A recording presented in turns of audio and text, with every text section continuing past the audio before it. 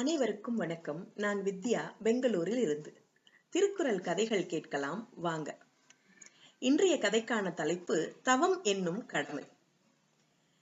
இன்றைய கதையில கீர்த்தன், நந்தன் என்ற பெயர் கொண்ட இரண்டு நெருங்கிய நண்பர்கள் இருந்தாங்க. அதுல நந்தன் பணக்கார வீட்டு பிள்ளை. பொறுப்பு என்பது பெயர் அளவுல கூட அவனுக்கு கிடையாது. அவங்கிட்ட இருக்கிற ஒரே ஒரு நல்ல குணம், தன்னுடைய நண்பனான கீர்த்தனோட வார்த்தைக்கு மட்டும் ரொம்பவே கட்டுப்படுவான்.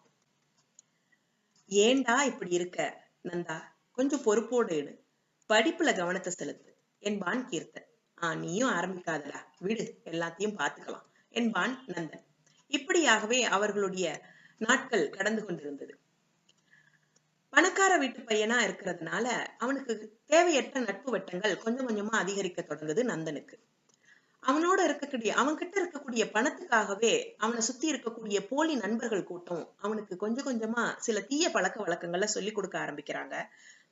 அந்த பழக்க வழக்கங்களுக்கு அடிமையாக ஆரம்பிக்கிறான் நந்தன்.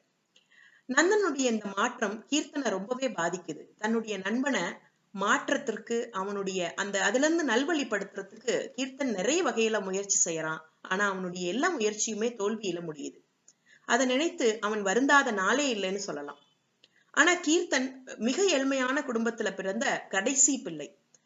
மிக பொறுப்பு நிறைந்த மகனா இருந்தான். படிக்கிற நேரம் போக மீதி இருக்கிற நேரத்துல பகுதி நேர வேலை பார்த்து தன் குடும்ப சுமையை குறைக்கிறதுக்கு ரொம்பவே உதவியா இருந்தான். நந்தனுக்கு பொறுப்புங்கிறது பெயர் அளவுல கூட கிடையாது. அவனுக்கு கீர்த்தனோட குடும்ப வறுமையை பத்தி எல்லாம் தெரியறதுக்கு வாய்ப்பே இல்லை. பகட்டான வசதி படைத்த குடும்பத்தை சேர்ந்ததுனால அவன் அப்படியே தன் மனம் போன போக்கிலேயே தன் வாழ்க்கையை நடத்திக்கிட்டு இருந்தான்.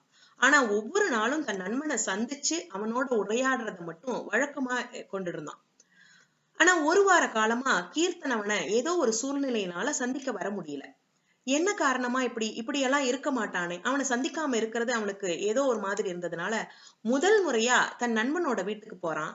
அந்த வீடு கீர்த்தனுடைய வறுமைய அப்பட்டமா படம் போட்டு காமிச்சது நந்தனுக்கு. அந்த வீட்டை பார்க்கும் பொழுது ஒரு ஆச்சரியம் கலந்த கவலை நந்தனை தொட்டுக்குச்சு.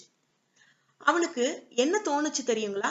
எந்த வசதியுமே இல்லாத இந்த வீட்டுல இருந்து வந்து இவ்வளவு பக்குவப்பட்ட மனநிலையோட மிக மகிழ்ச்சியான வாழ்க்கையை எப்படி கீர்த்தனால வாழ முடியுது என்கிற சந்தேகம் ரொம்பவே இருந்தது. இவ்வளவு நாள் தன்னுடைய நண்பனுடைய வாழ்க்கை முறைய பத்தி நம்ம தெரிஞ்சுக்காமவே இருந்துட்டோமேங்கிற வேதனையும் அவன் மனசுல அதிகரிச்சது.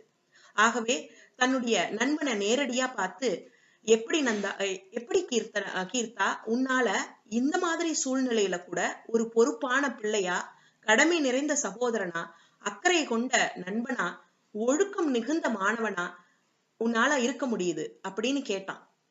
இந்த குணம் எப்படி உனக்கு கைவரப்பட்டது எப்படின்னு அவன் கேட்கவும் கீர்த்தன் அதுக்கு அழகா பொறுமையா பதில் சொல்றான்.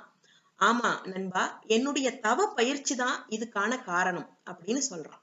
தவ பயிற்சியில இதெல்லாம் சாத்தியப்படுமா அப்படின்னு கேக்குற நந்தனுக்கு பொறுமையா விளக்கம் சொல்றான் நம்ம கீர்த்தன். தவத்தை கடமையா மிகச்சிறப்பா நேர்த்தியா செஞ்சோம் அப்படின்னா நம் கிட்ட இருக்கக்கூடிய அருகுணங்கள் சீரமைக்கப்படும். என்ன அருகுணங்கள் தெரியுங்களா? பேராசை, சினம், கடும்பற்று, முறையற்ற பால் கவர்ச்சி, உயர்வு தாழ்வு மனப்பான்மை, வஞ்சம் அப்படிங்கிற அருகுணங்கள் மிக அழகா சீரமைக்கப்படும். என்ன மாதிரி சீரமைக்கப்படும் தெரியுமா? பேராசை நிறைமனமா மாறிடும், சினம் பொறையுடைமையா மாறிடும், கடும்பற்று ஈகையாகவும், முறையற்ற பால் கவர்ச்சிங்கிறது கற்பு நெறியாகவும், உயர்வு தாழ்வு மனப்பான்மை நிறைமனமாகவும், வஞ்சம் மன்னிப்பாகவும் மாற்றம் பெறும் என்ற அழகான விளக்கத்தை கொடுக்கிறான் கீர்த்தன். முறையான பயிற்சிக்கு பின்னால இவை எல்லாருக்கும் சாத்தியப்படும் அப்படின்னு சொல்றான். இது அத்தனையும் கேட்ட நந்தனுக்கு நிச்சயமா இந்த பயிற்சியை நாமும் கற்றுத்தேரணுங்கிற எண்ணம் வருது. கொஞ்சம் கொஞ்சமா அந்த தவ பயிற்சியை செய்து அவனும் இந்த அருகுணங்களை சீரமைக்க கூடிய முயற்சியில ஈடுபடுறான். இந்த தவத்தை கடமையா மேற்கொண்டு செயல்பட ஆரம்பிக்கிறான். அவனுடைய எல்லா குணங்களும் சீரமைக்கப்படுகின்றன. அருகுணங்கள் அனைத்தும் சீரமைக்கப்படுகின்றன. எப்படி அவங்க ரெண்டு பேரும் அந்த தவத்தை செஞ்சாங்க? கடமையா நினைச்சு செஞ்சாங்க. இதத்தான் தவம் என்னும் கடமை. ஆகவே அவர்களுடைய வாழ்வு மிகச்சிறந்ததா மாறுது. இதை ரொம்ப அழகா நம்ம வள்ளுவ பெருந்தகை திருக்குறள்ல இருக்கக்கூடிய அதிகாரம் 27ல வரக்கூடிய 266வது குறள்ல ரொம்ப அழகா நமக்கு சொல்லியிருக்காரு. தவம் செய்வார் தம் கருமம் செய்வார், மற்றல்லார் அவம் செய்வார் ஆசையுட்பட்டு என்று ரொம்ப அழகா விளக்கியிருக்கார். இதற்கான பொருள் என்னன்னு பாத்தீங்கன்னா, தவத்தை செய்யக்கூடியவர்கள் தான் இந்த உலகத்துல தன்னுடைய கடமையை சரிவர செய்யப்பெற்றவர்களா இருப்பாங்க. மற்றவர்கள் எல்லாம் வீணான செயலை செய்யக்கூடியவர்களா தான் இருப்பாங்க அப்படிங்கிறத ரொம்ப அழகா வள்ளுவ பெருந்தகை நமக்கு இந்த குறள் மூலமா சொல்லியிருக்காரு. அந்த குறளுக்கு தகுந்த கதையா இந்த தவம் என்னும் கடமை என்ற கதை அமைந்திருக்கு. கீர்த்தன் நந்தனை போல நாமும் தவத்தை கடமையாக மேற்கொண்டு நம் வாழ்வில் வெற்றி பெறுவோமாக.